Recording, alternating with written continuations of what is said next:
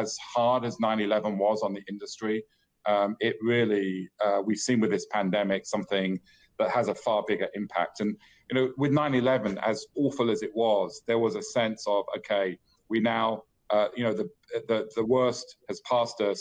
We need to sort of protect the aviation system to make sure those threats don't come back. But I think with the pandemic, we're here, 7 months on?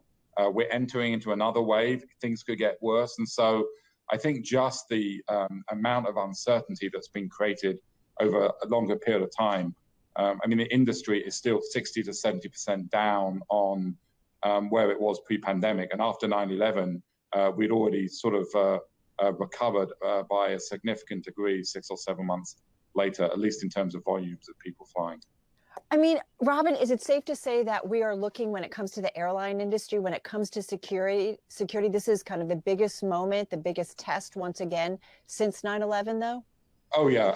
I think since commercial aviation first started, we've never seen anything.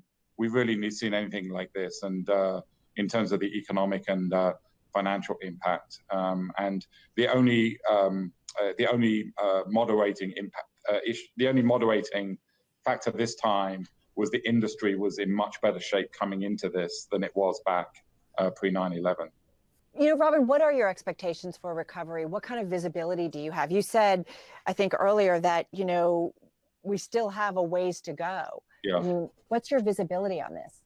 Yeah, so we just, quarter three, we were burning just over $6 million of cash a day.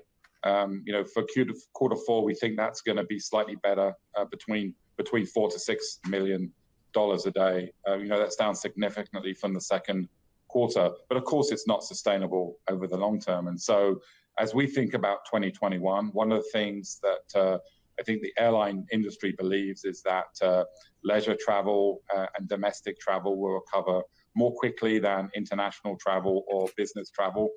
So we're focused on making sure that we're positioned well for that. We've announced over 60 new routes at JetBlue during this pandemic, focusing on those sort of leisure markets and where we think people are going to want to fly in the short term. I think about what are the necessary systems, right? After 9/11, now we've gotten used to taking off our shoes or putting liquids in containers. Like, it's just become the normal way of traveling. Robin, what do you see as some of the necessary systems that are going to be put in place and probably with us from now on, because we could get another health pandemic or crisis? I think there are some things that will change for good. And I think awareness of public health, a sort of a pressure to make sure that if you're not feeling well for whatever reason, that you don't fly.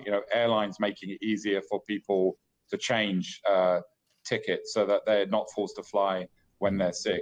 I remember the old days. I was going through some stuff the other day, and I found the old vaccination certificates when I had as a child, because certain countries, you had to show you had a yellow fever vaccination and such like. And I think going forward, I see a world.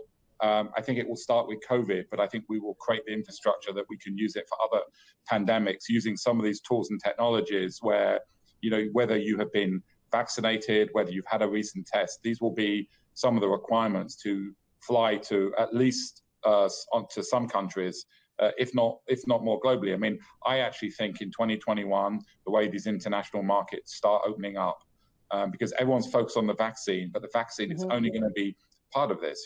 Only a certain proportion of people will take a vaccine. It's only partly effective. We can't rely on it. And so we're going to have other ways of giving people comfort that they can fly in an airplane, go to where they're going to go, and they're going to remain completely safe.